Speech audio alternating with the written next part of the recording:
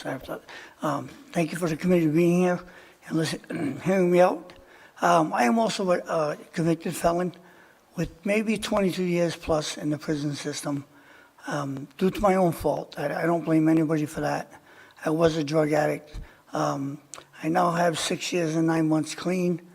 I was a licensed plumber before I got a felony conviction, which in fact took my plumbing license away from me. So through my roads of addiction and my prison sentences, upon my release 6.5 years ago, I decided I was going to try a new road, which I did. I applied again for a plumbing license. I was denied due to the fact that I was a convicted felon at that time. I had to endure a lot of questions, a lot of uncomfortable situations. I explained why I was a convicted felon, and I have a very, very long record, and I don't expect this committee to excuse that, because I don't. Those were my choices. Luckily enough, I had a friend who needed some help in a roofing company, which I had never done in my entire life. Unfortunately, a couple of months into it, I fell 50 feet through a roof. After all of my medical issues, my doctors decided that I couldn't go back into plumbing because there were too many medical restrictions. I then looked up and found a part-time job as a property manager, which I didn't know anything about, but I got trained in it pretty quick.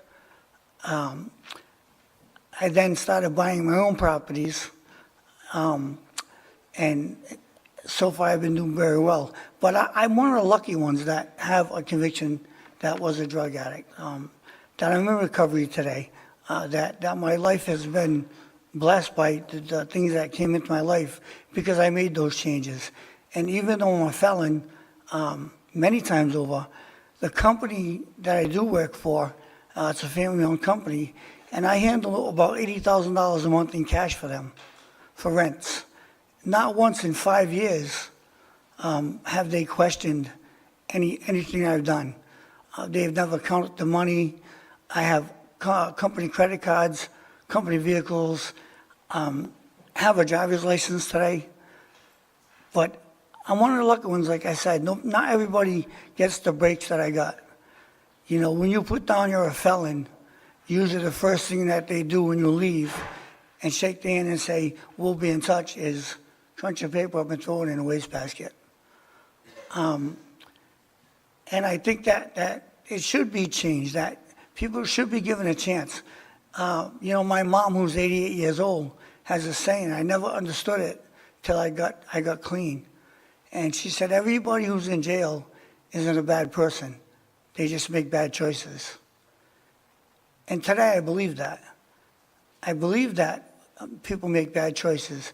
They're not bad people, because I know I'm not a bad person. I'm very active in the community today.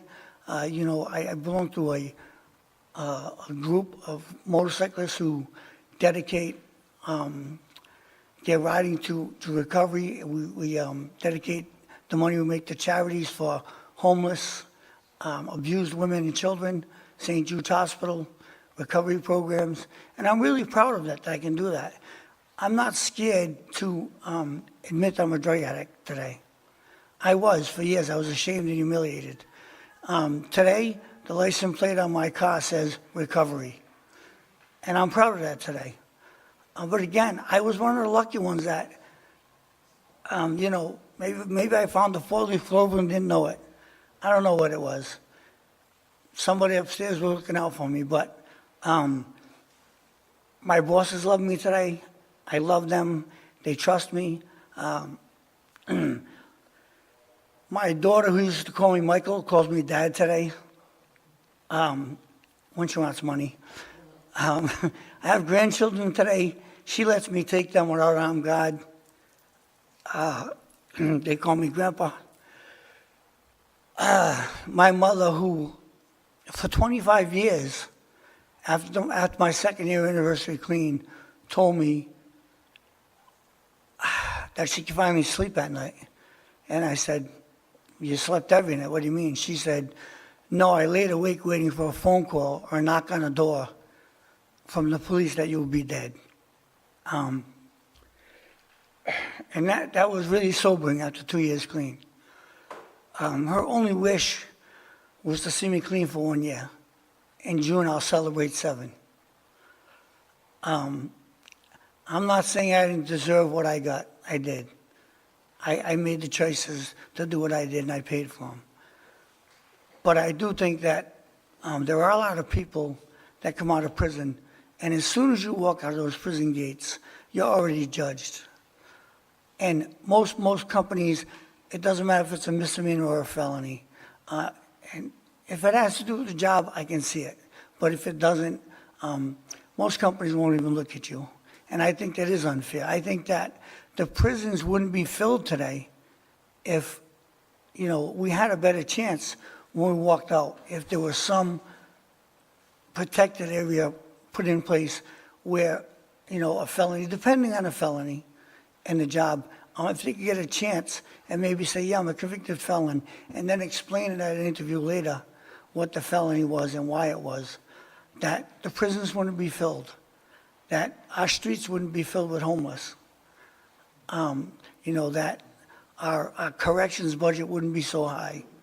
And you have the power to change that. And I'm a power of example to not to other people, but to myself, to my grandchildren. I got an 11-year-old grandson, and I talk to him every week. He asks me questions about my prison time and my drug addiction. And I'm not as scared to tell him about it. And I like that because I'm hoping that he'll stay away from it. And I'm proud to tell people I'm a recovering addict today. And I only wish that people in my shoes could get a break like I did. And you all have the chance to give people that chance.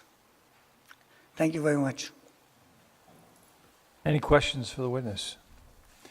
Thank you very much for your testimony. I was very impressed, and hopefully you'll celebrate. Are you in a 12-step program? I am.